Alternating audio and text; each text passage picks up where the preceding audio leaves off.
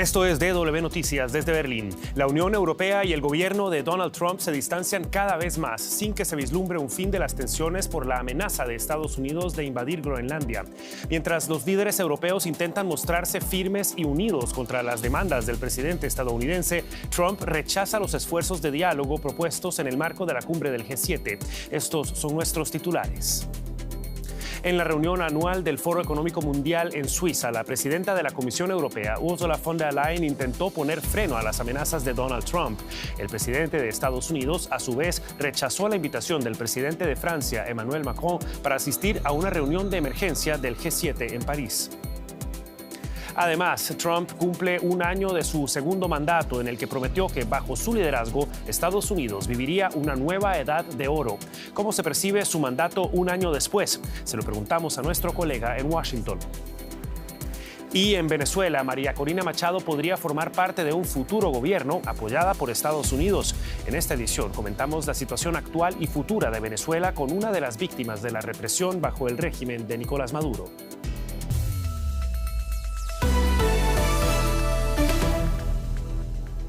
Los saluda Javier Arguedas. Gracias por informarse con nosotros. El presidente de Estados Unidos, Donald Trump, anunció este martes que no participará en la cumbre especial del G7 en París, propuesta por su homólogo francés, Emmanuel Macron, para abordar las tensiones por Groenlandia y la guerra en Ucrania, entre otros asuntos. Según Trump, su decisión se debe a que Macron no le queda mucho tiempo en el poder. El líder francés había propuesto que en la reunión participaran Dinamarca y Rusia junto a los países miembros del Grupo de Naciones G7. Un ministro francés dijo hoy que la cumbre no se celebrará esta semana como había propuesto Macron inicialmente. En una comparecencia en la Casa Blanca, Trump, por su parte, reafirmó su plan de anexionar Groenlandia, alegando que las autoridades de la isla estarán encantadas con su proyecto. Y ante esta crisis diplomática, la presidenta de la Comisión Europea, Ursula von der Leyen, respondió a las amenazas del presidente estadounidense de imponer aranceles a países europeos y de tomar el control de Groenlandia, territorio, recordemos, semiautónomo perteneciente a Dinamarca. Von der Leyen participa junto a otros líderes mundiales en la reunión anual del Foro Económico Mundial en Davos, Suiza. En declaraciones seguidas con atención en Europa y en Washington, von der Leyen afirmó que a pesar de que la Unión Europea desea continuar trabajando con Estados Unidos, está preparada en caso de que Donald Trump desate una escalada. La pregunta ahora es si la voluntad europea es suficiente para lograr un cambio en la postura de Washington o si la situación de Groenlandia y las batallas comerciales llevarán a un enfrentamiento aún mayor. Ursula von der Leyen sabía que todas las miradas en Davos estaban puestas en ella. ¿Qué mensaje enviaría a Trump tras la inestabilidad política creada con sus amenazas de anexionarse Groenlandia e imponer aranceles a países europeos? Nuestra respuesta será firme, conjunta y proporcionada. Pero más allá de esto, debemos afrontar este asunto de manera estratégica. La presidenta de la Comisión Europea no mencionó específicamente qué represalias económicas se debaten en Bruselas, en las capitales europeas y seguro que también en los pasillos del Foro Económico Mundial. Puede que aranceles de castigo o el llamado bazooka comercial, un mecanismo que dificultaría el acceso de las compañías estadounidenses al mercado europeo, pero subrayó la incoherencia entre las amenazas de Trump contra Europa y sus afirmaciones de que Rusia y China son un peligro para Groenlandia. Sumirnos en una espiral descendente solo ayudará a los adversarios que ambos estamos determinados a tener a raya en nuestro horizonte estratégico. Pero mientras von der Leyen cuidaba su discurso para no escalar la tensión con Estados Unidos, Donald Trump emitía sus propias señales que no apuntan a un compromiso inmediato. Para Rosa Balfour, directora de Carnegie Europe, ha llegado el momento de que Europa hable claro con el equipo de Trump sobre las repercusiones económicas de sus planes. Si la administración estadounidense busca ciertos objetivos, Europa podría responder de manera que afecte directamente a la economía de Estados Unidos. Hay margen para enviar señales, disuadir y presionar a Trump para que se siente a negociar. Ese es el objetivo. Europa quería mostrar firmeza, pero hasta ahora eso no ha calado en Washington, según Trump, que ya prepara sus conversaciones sobre Groenlandia en Davos. No creo que pongan mucha resistencia, simplemente lo necesitamos. En Davos, los líderes europeos luchan por un cambio de planes de Trump, mientras el primer ministro de Groenlandia insta a la población a estar lista para cualquier escenario. Y las afirmaciones de Donald Trump se topan con resistencia entre sus detractores políticos. Nuestra enviada especial a la reunión anual del Foro Económico Mundial en Davos, Carol Guerrero, habló con el gobernador del estado de California, Gavin Newsom, uno de los críticos más duros de Trump. Esto fue lo que dijo sobre las más recientes amenazas del presidente de Estados Unidos. Hay una oposición abrumadora en Estados Unidos, de demócratas y de republicanos, a su actitud frente a nuestros aliados europeos, en lo tocante a Groenlandia y también en general a la OTAN. Es hora de que la Unión Europea y nuestros aliados muestren más firmeza para golpear al matón en la boca. Solo entiende la fuerza. Y ya lo vemos, Donald Trump está protagonizando la reunión anual del Foro Económico Mundial en Davos incluso antes de llegar. Anteriormente hablé con nuestra enviada especial, Carol Guerrero, y le pregunté qué le espera al presidente estadounidense a su llegada a los Alpes suizos. Esto fue lo que nos dijo. Hola Javier, buenas noches. Pues le espera precisamente esa unión que quieren mostrar acá los líderes europeos. Además de la presidenta de la Comisión Europea, Ursula von der Leyen, también el presidente de Francia, Emmanuel Macron, se pronunció al respecto sobre este tema de Groenlandia y básicamente lo que dijo él es que Estados Unidos lo que busca es subordinar a Europa. Dijo que el apoyo que se le está dando a Dinamarca por parte de los europeos no es una amenaza para Estados Unidos, aunque también hizo un llamado a la calma. Javier dice que se debe mantener la calma y que no se debe entrar en el juego del más fuerte. Al apoyo que dan los europeos se ha sumado también el apoyo de Canadá, porque también habló aquí Javier sobre el tema de Groenlandia el primer ministro de Canadá, Mark Carney, quien dijo que él expresaba todo su apoyo no solo a Groenlandia, sino también a Dinamarca, de manera que este ha sido uno de los temas protagónicos en esta edición del Foro Económico Mundial y se espera que el tema se aborde una vez llegue aquí el presidente de los Estados Unidos, Donald Trump. Hay otro asunto, Javier, que en años anteriores fue protagónico en Davos y que este año la verdad es que no se le ha dado mucha relevancia y es el de la guerra en Ucrania. De hecho, parece que finalmente no vendrá el presidente ucraniano Volodymyr Zelensky tal y como se esperaba, pero quien sí vino y que además se convirtió en noticia, pues ha sido el enviado especial del Kremlin, Kirill Dmitriev, quien no ha participado en muchas sesiones, pero sí se ha mostrado satisfecho con venir a Davos. Sin embargo, pocos avances se esperan en esta edición del foro con el tema de Ucrania, Javier. Y lo adelantábamos en titulares. Prometió una nueva era de oro para Estados Unidos. Ahora, al cumplirse un año del segundo mandato de Donald Trump, las cifras muestran una realidad mucho más compleja. El crecimiento se ha estancado, el empleo se ha ralentizado y los aranceles a las importaciones están transformando la economía de Estados Unidos y del mundo, mientras el país toma pasos osados, por decir poco, en la geopolítica mundial. Los seguidores de Donald Trump esperan que sus políticas surtan efecto pronto. Con las elecciones legislativas de noviembre a la vuelta de la esquina, el tiempo apremia. Prometió a sus compatriotas un crecimiento sin precedentes y una nueva era de prosperidad. La edad de oro de Estados Unidos empieza ahora. Se cumple un año del segundo mandato. ¿Cómo le va a la economía? ¿Cuál es la situación en términos de crecimiento, desempleo y nuevos puestos de trabajo? Las exportaciones estadounidenses han aumentado un 2,5% con respecto a 2024, 302.000 millones de dólares solo en octubre de 2025, la mayor cifra en mucho tiempo. Pero el Producto Interior Bruto apenas creció un 2% en 2025, una cifra equivalente a la de su predecesor Joe Biden. Si analizamos todo el año, el primero de Donald Trump, las previsiones de crecimiento han sido muy decepcionantes. Las importaciones a Estados Unidos, sin embargo, cayeron drásticamente en 2025, más de un 3%, cumpliéndose así los objetivos del presidente. A diferencia de sus antecesores, Trump impuso aranceles de un 15% a casi todos sus socios comerciales.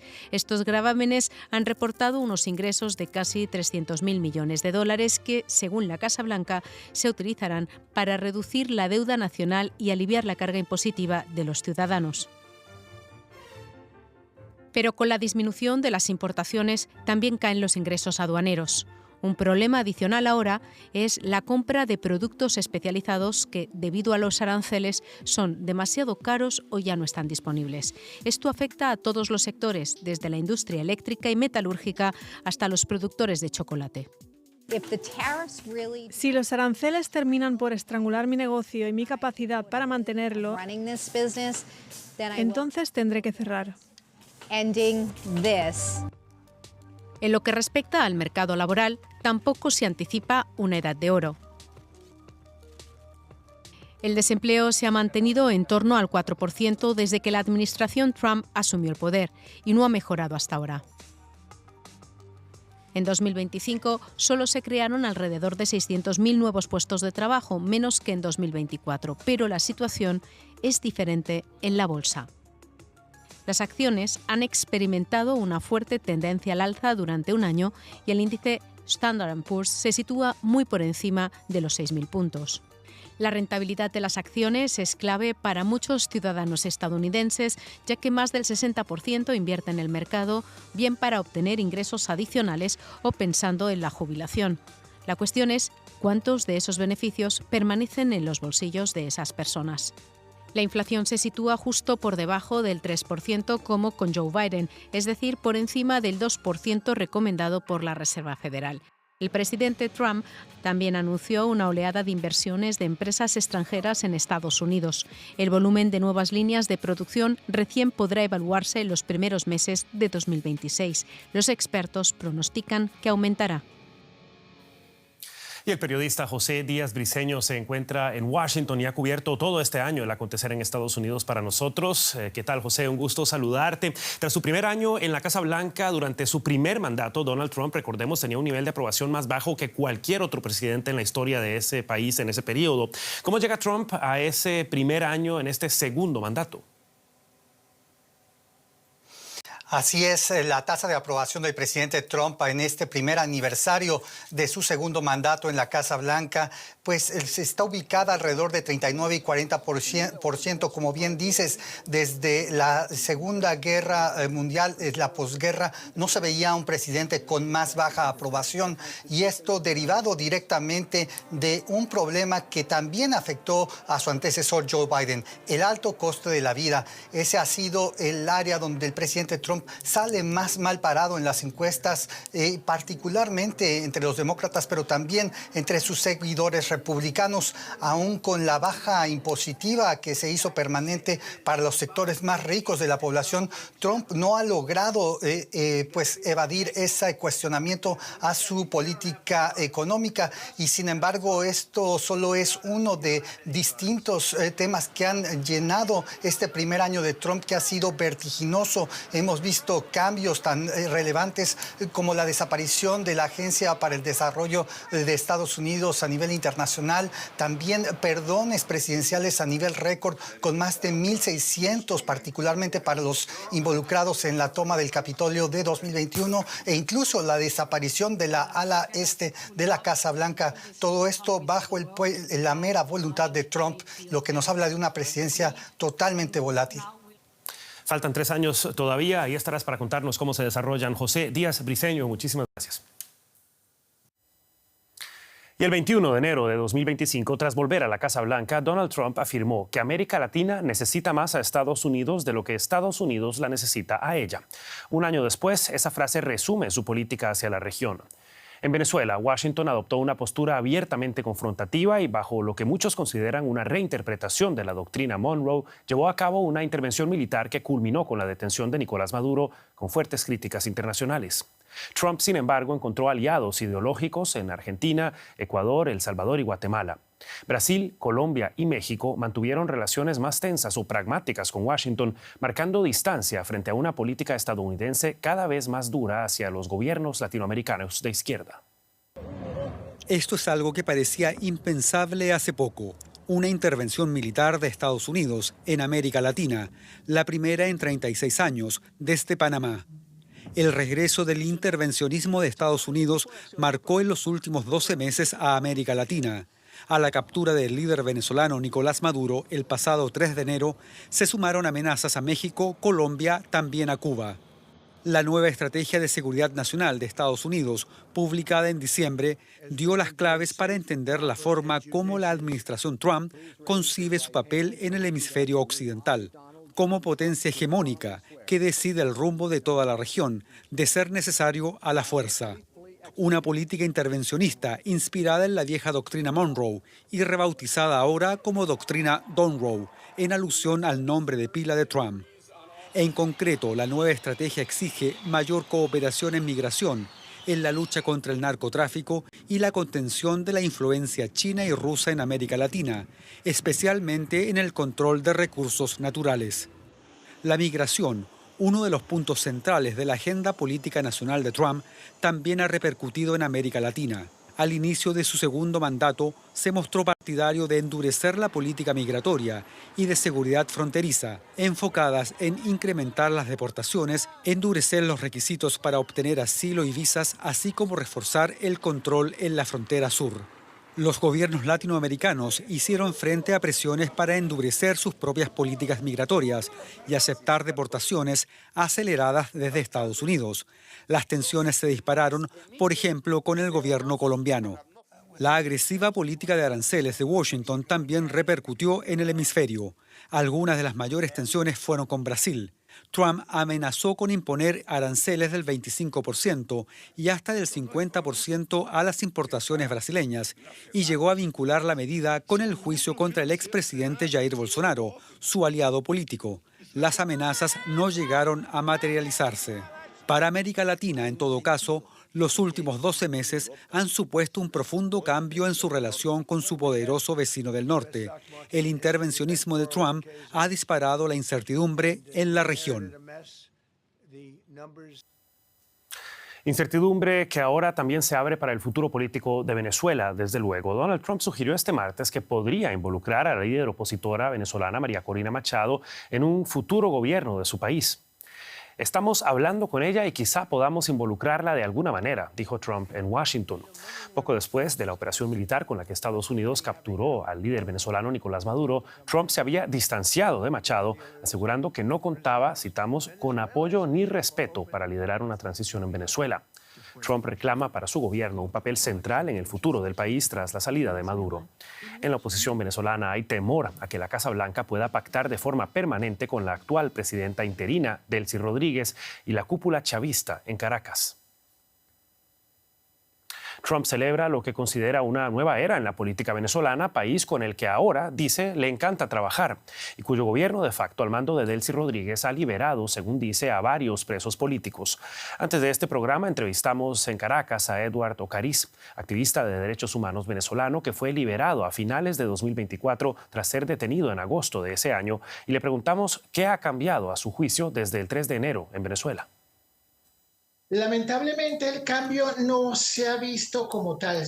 Seguimos teniendo dentro de Venezuela un sistema represor que criminaliza las acciones. Hemos estado los familiares y las organizaciones no gubernamentales exigiendo la liberación de los presos políticos. Ellos los que tienen el control hoy día en Venezuela y el poder de las armas, han manifestado que han liberado a más de 400 presos políticos y nosotros como organización apenas llevamos poco más de 150 excarcelados de presos políticos, lo que evidencia una mentira total que está reflejando quienes tienen el poder con respecto a la realidad. Entonces, ¿qué ha cambiado? Realmente no ha cambiado mucho. Realmente seguimos estando en un sistema represor que criminaliza. Bien, pasamos ahora a la actualidad económica y con las enormes tensiones geopolíticas internacionales, por supuesto, hay también una afectación para la economía. Belén Palancar está con nosotros, Belén. Gracias, Javier. Sí, así vamos con estas reacciones en los mercados financieros que se tambalean y sufren pérdidas después de que Donald Trump redoblara sus amenazas arancelarias. El Bitcoin no ha dejado ajeno a la incertidumbre generada por las ambiciones de Estados Unidos sobre Groenlandia. Su precio cayó el lunes en pocos minutos de 95.450 a menos de 92.000 dólares estadounidenses. Otras criptomonedas, como el Ether, también sufrieron importantes pérdidas. En total, se estima que desde el fin de semana se han retirado unos 100.000 millones de dólares del mercado de criptomonedas. Además, un fondo de pensiones de Dinamarca ha anunciado que vendería bonos del Tesoro estadounidense a lo largo de este mes. Vamos ahora con nuestra analista financiera Ana Nieto para comentar todo esto. Ana, las caídas en los mercados no se han limitado a las muy volátiles criptomonedas. Hoy solo el oro y otros metales preciosos subían en unos mercados con fuertes bajas. ¿Cuáles son los detalles de este desplome? Sí, suben los valores refugios. El oro, la plata, el platino baja. Se desploma realmente lo demás. El índice de referencia SP500 ha perdido lo ganado ya este año. Cae el dólar y se desploman también los bonos del Tesoro, lo que sube los intereses de estos, que terminan afectando a los intereses de las hipotecas, de las tarjetas de crédito, los bonos corporativos. Hoy los mercados, de hecho, no han podido mantener la indiferencia que han mostrado en los últimos meses ante crisis como los ataques a la independencia de la Fed o Venezuela. Y vuelve la idea que ya se oyó en abril, cuando se anunciaron los primeros aranceles de vender América, es decir, deshacer posiciones en activos financieros de Estados Unidos como medida de presión. Los mercados se han visto afectados también, por supuesto, por el desplome de los mercados de Japón, sobre todo de los bonos del Tesoro de Japón, pero el vender América se ha activado por el uso del comercio como presión internacional, por las amenazas sobre Groenlandia y por el poco valor que está dando Donald Trump a sus propios tratados comerciales recién firmados, es decir, el aumento y la constatación de que sigue la incertidumbre. La venta del fondo danés es pequeña, pero puede haber un interés, se especula en los mercados, por crear una volatilidad para que la administración Trump reconsidere sus posiciones. No obstante, crear esta volatilidad puede ser muy perjudicial también para los estados que lo hagan por el carácter de activo financiero global que tienen los bonos del Tesoro. Y ahora, como hemos dicho, Trump ha vuelto a amenazar con aranceles a Europa, sobre cuya legalidad todavía hay dudas. ¿Hasta cuándo mantendrá el Tribunal Supremo la espera sobre esta crucial decisión? Se esperaba hoy otra vez, por tercera vez consecutiva este mes, que se manifestara el Tribunal Supremo sobre la legalidad de unos aranceles por el posible abuso de autoridad del presidente para imponerlos, pero no lo ha hecho. El Supremo además ahora descansa 4 semanas y no se va a conocer una decisión nueva del Supremo hasta el 20 de febrero.